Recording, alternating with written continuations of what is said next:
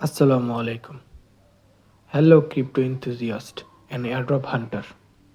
Hamster কম্ব্যাটের elevation তো শেষ হয়ে গেল, টোকেন ডিস্ট্রিবিউশনও হয়ে গেল। এখন অফ চেইন ডিপোজিট বাকি আছে।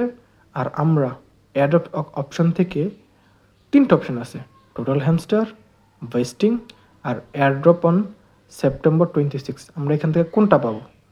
26 তারিখে আমরা এই দুইটা থেকে কোন টোকেনটা সেল করতে পারবো আর কোন টোকেনটা আমাদের থেকে যাবে, আর ওই টোকেনগুলা কত টাকায় সেল করতে পারবো, আর হ্যামস্টার টোকেনের বর্তমান প্রাইস কত, লিস্টিংয়ের টাইম প্রাইস কত হবে, 100% প্রাইস দেওয়া হবে আজকে। ক্রিপ্টো এবং এয়ারড্রপ রিলেটেড সকল প্রকার আপডেট সবার আগে পাওয়ার জন্য আমাদের চ্যানেলটি সাবস্ক্রাইব করে রাখুন, বেল আইকনটি বাজিয়ে রাখুন, অবশ্যই ভিডিওটিতে লাইক করে রাখুন এবং মোর অপশনে ক্লিক করলে ডেসক্রিপশন বক্সে আপনি একটি লিঙ্ক পাবেন। ওই লিঙ্কে ক্লিক করলে সরাসরি আমাদের টেলিগ্রাম চ্যানেলে নিয়ে আসবে। এখানে সকল প্রকার আপডেট আপনি পেয়ে যাবেন।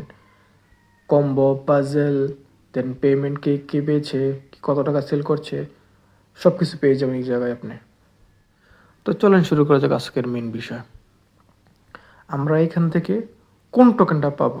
আমরা উইথড্রল অপশনে গেলে আমাদের যে এক্সচেঞ্জে আমরা উইথড্র করবো ওই এক্সচেঞ্জে ক্লিক করলেই আমরা দেখতে পারবো কোন টোকেনটা পাবো। আমি 1699, এখানে 1699 খুঁজে বের করবো কোনটা। ব্যাকে যাব, 1699 এখানে লেখা আছে অ্যাভেলেবল অ্যাট সেপ্টেম্বর 26, মানে 1689 টোকেন আমার এই 26 সেপ্টেম্বর তারা ডিপোজিট করে দিবে। এখানে বলা আছে your token will be distributed two Binance, মানে অটোমেটিক্যালি ডিস্ট্রিবিউটেড হয়ে যাবে, আমার কোনো গ্যাস ফি যাবে না, কোনো কিছু যাবে না। আরেকটি বিষয়, সিজন 1 কিন্তু শেষ, সিজন 2 কিন্তু শুরু হয়ে গেছে। সিজন 2 এর ওয়ার্ম আপ সেশন চলতেছে, বাট তবুও এখানে আপনি যতটুকু এফোর্ট দিবেন ওই এফোর্টগুলো আপনার সিজন 2 মেইন ইভেন্টে গিয়ে অ্যালোকেশন হবে, ইনফ্লুয়েন্স হবে। তো এই কারণে বলছি প্লে গ্রাউন্ডে গিয়ে মাইন কার্ডে যাবেন, মাইন কার্ডে গিয়ে সকলগুলো কার্ড নিউ কার্ড থেকে বাই করে নেবেন, বাই করে দেন ওগুলো আপগ্রেড করে নেবেন। আপগ্রেড করলে আপনার ডায়মন্ডের পরিমাণ বাড়বে এবং ডায়মন্ডের প্রফিট পার আওয়ারটাও বেড়ে যাবে। আর এটাতেই আপনার সিজন 2তে রেওয়ার্ড পাওয়ার পসিবিলিটি আরও বেশি আছে। আপনি হয়তো বা মনে আছে কিনা, সিজন 1-এ কিন্তু একদম ফার্স্ট পর্যায়ের একটা কার্ড অ্যাচিভমেন্টে দিচ্ছে, তো এগুলো থেকে একটা অ্যাচিভমেন্ট দেওয়ার পসিবিলিটি আছে। সেই জন্য বলতেছি অ্যাক্টিভ থাকেন, সবগুলো কার্ড আপগ্রেড করুন এবং সবগুলো কার্ড বাই করে রাখুন। তো এখন আসা যাক সবচেয়ে এক্সাইটেড মুভমেন্ট নিয়ে, প্রাইস। আমাদের হ্যামস্টার টোকেন বর্তমানে কী প্রাইসে আছে আর 26 তারিখে লিস্টিংয়ের পর কত প্রাইসে হবে। তো সর্বপ্রথম আমরা বিটগেটে চলে যাই। বিটগেটের প্রি মার্কেটে রাইট নাও হ্যামস্টার টোকেনের মূল্য 0.086, মানে 8 সেন্ট করে আছে।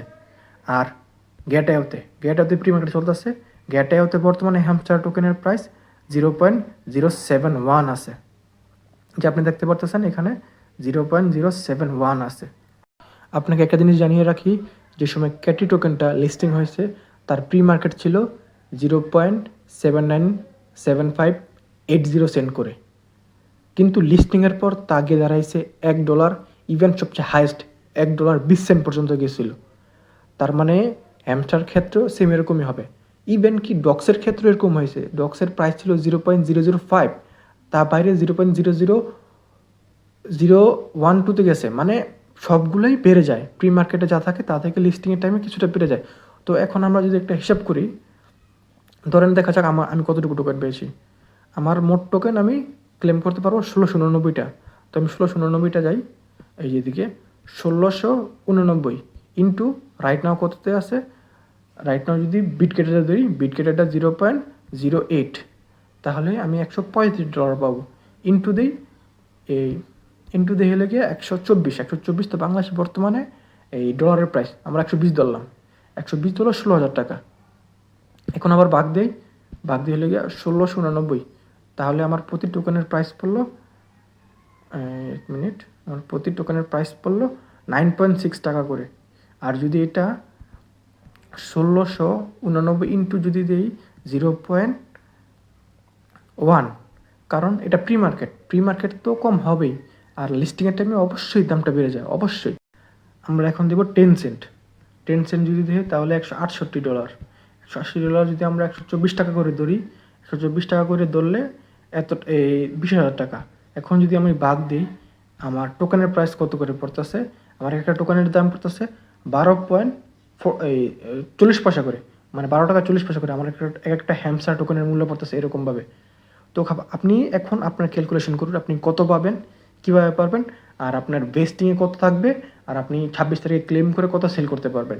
আর অবশ্যইটা যে প্রি মার্কেট থেকে লিস্টিংয়ের প্রাইস কিছুটা বেশি হয়, আর বেশি হওয়ার কারণ হলো গিয়া ওই সময় শুরুর যে 1 মিনিটে প্রাইস থাকে একদম নিম্ন পর্যায়ে, ওইখান থেকে বায়াররা অনেক প্রেশার করে, এই কারণে হঠাৎ করে দামটা বেড়ে যায়।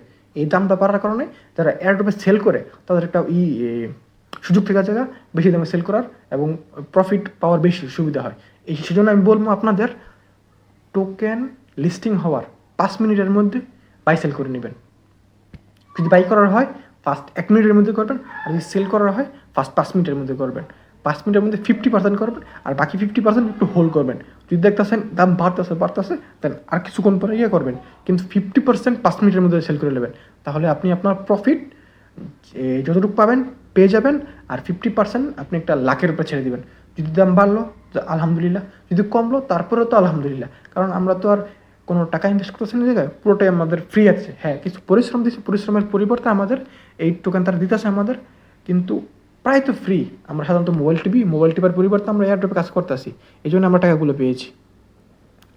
তো আরেক কথা, হ্যাঁ, সিজন 2-তে গ্রাইন্ড করুন। সিজন 2-তেও 50% টোকেন বাকি আছে, তারা জাস্ট 60% টোকেন দিচ্ছে, আর 15% টোকেন আমাদের বাকি আছে, সিজন 2-তে তারা দিবে। সেই জন্য বলতেছি সিজন 2-তে গ্রাইন্ড করুন, সিজন 2-তে কার্ডগুলো আপগ্রেড করুন, মাইন্ড কার্ডে গিয়ে কার্ডগুলো আপগ্রেড করুন, বাই করে রাখুন।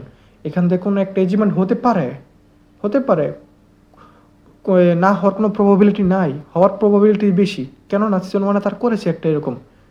সেই জন্য বলবো গ্রাইন্ড করেন, গ্রাইন্ড হার্ড, গ্রাইন্ড হার্ডার। সায়োনারা।